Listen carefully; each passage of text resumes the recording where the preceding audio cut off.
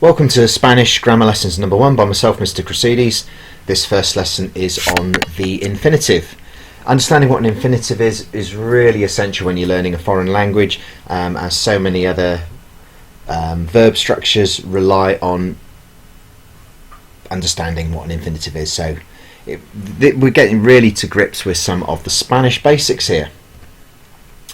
So what is an infinitive? What is it in Spanish? What is it in English? So the definition of an infinitive, it's the dictionary form of the verb. So when you look up a verb, an action word, a doing word in the dictionary, the only thing you will find in Spanish is the infinitive. Now in Spanish, the infinitives, you can see, well, there are 3 groups of verbs, and all Spanish infinitives end either with the letters AR, ER or IR. The vast majority of Spanish infinitives end with AR. There are literally thousands of Spanish AR verbs. There are quite a few ER verbs, not so many IR verbs. So in English, the infinitive is the verb with the word to in front of it, like so: to play, to take, to speak, to eat, to run, to jump. Jugar, to play. Sometimes a good way to translate the infinitive is as the verb with the ing form of the verb. So jugar could be translated as not only to play but also playing. As far as we're concerned, let's just stick with the to play, to eat, to run, etc. So here are some examples of Spanish infinitives. What do the following mean? Comer, to eat. Tomar, to take. So we're also building our vocabulary up here at the same time. Escribir, to write. Leer, to read. Comprar, to buy. Bailar, to dance. Nadar, to swim. Patinar, to skate. Hacer, this is a really common one. To do, really important too. Ir, very, very important one. To go. Descansar, to relax. Tener, really important and very common, this one too.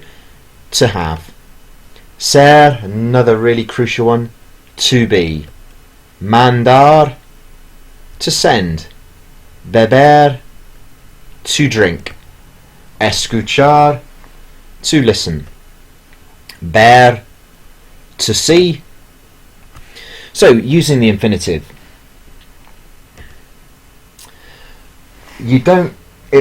remember I said that the English infinitive is the verb with the word to in front of it. To go, to read. If you just want to translate to read, then that's easy. Go to the dictionary and you will find leer. That's easy, done. But you don't always want the infinitive, do you? Because it's quite rare that you would want to just say to read. You're probably wanting to use the verb with a tense, like I read, or I am going to read, I will read, I was reading. So you need to be able to go from the infinitive to the tense. That's a real skill. So you need to see my separate lessons on how to change a verb from the infinitive to the present, past or future tense, or many of the other tenses like the imperfect, conditional, etc. And sometimes finding the infinitive in the dictionary can be difficult. If you've got hacemos natación, you will not find the word hacemos in the dictionary.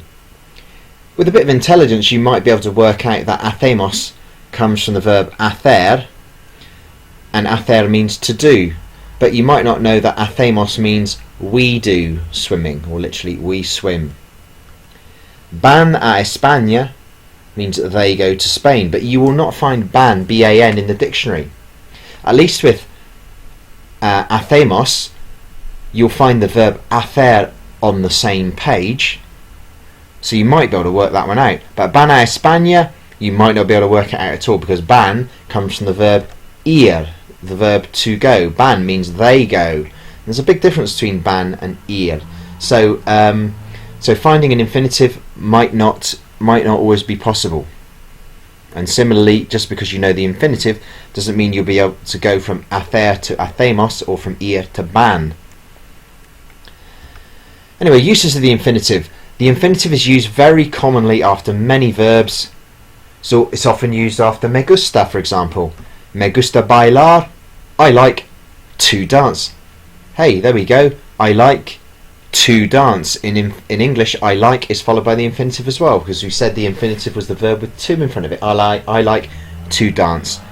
I did also say that you could translate the infinitive sometime as the verb, the ing form of the verb. I like dancing. I like to dance. I don't know. Use whatever one you think sounds better.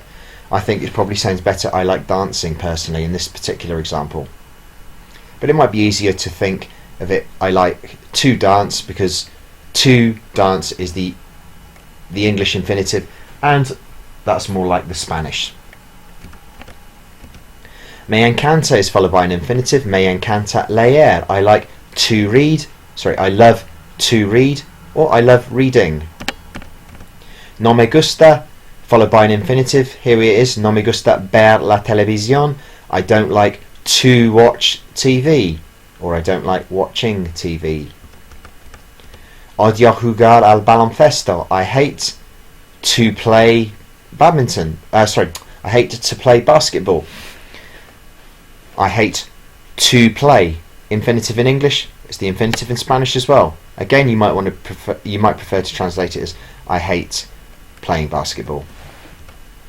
It's used after prefiero. Prefiero visitar. I prefer to visit. That definitely sounds a bit strange, doesn't it? But in Spanish, prefiero followed by the infinitive always, but you might want to translate it as I prefer visiting. Quiero, it means I want. I want to eat. Quiero comer. I want to eat. In English, it's followed by the infinitive too, isn't it? So again, the use of the infinitive after certain verbs is very similar in Spanish. Okay, little problem with the animation there, but me gustaría means I would like to. I would like. Me gustaría ir. I would like to go. There we go. In English, it's followed by an infinitive. It's the same in Spanish. Another verb that is often that you'll find that with an infinitive after it is the expression tengo que. Tengo que means I have to. So tengo que hacer mis deberes. I have to do my homework.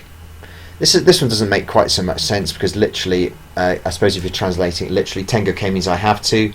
Hacer means to do. So literally, it's saying I have to do my homework. So that one doesn't make as much sense to us as English speakers. But tengo que always followed by an infinitive. Puedo followed by an infinitive as well. Puedo ir al baño. Puedo, I can. This is a question. Can I go to the bathroom? Again, this one doesn't make too much sense either, because we don't say can I to go to the bathroom, we just say can I go. But puedo followed by an infinitive. Se puede followed by an infinitive as well. Se puede means one can, or better, you can. So this sentence means in Barcelona you can go to the sea. Again, se puede immediately followed by an infinitive. The future tense is voy a followed by an infinitive.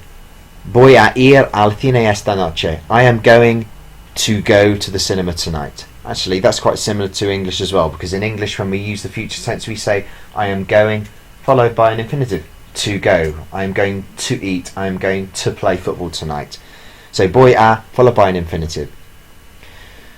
So just to recap so far, a lot of the verbs that involve liking or disliking or hating or loving or preferring are followed by the infinitive, as are verb constructions like tengo que, I have to, and verbs of wanting, quiero, me gustaría, and also for the future tense, voy a.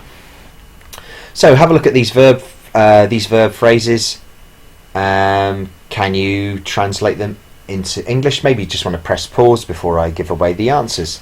Here are the answers. There's a mistake in that one. That should be not me gusta nadar. If that one confused you, then that's perfectly understandable. Microsoft PowerPoint decided they thought I wanted to write the English word nadir, not the Spanish word nadar. And yeah, this one's a bit confusing as well. That one should have been puedo hablar, which is I can talk, I can speak. So apologies for the two errors there. Here are some from English to Spanish. So press pause, grab a scrap of paper, and scribble down these in Spanish. So press pause before I give the answers away. Here are the answers. Me gusta hacer. Odio visitar. So it should be AR, not OR. Again, PowerPoint has tried to second guess me there. No me gusta leer. Prefiero jugar. Me encanta comer. Se puede beber. Tengo que ir. Tienes que escuchar. Quiero ir. Me gustaría hacer. Puedo jugar. Voy a ver. So all of these expressions are followed by the infinitive. That's why they all end in ER, AR and IR.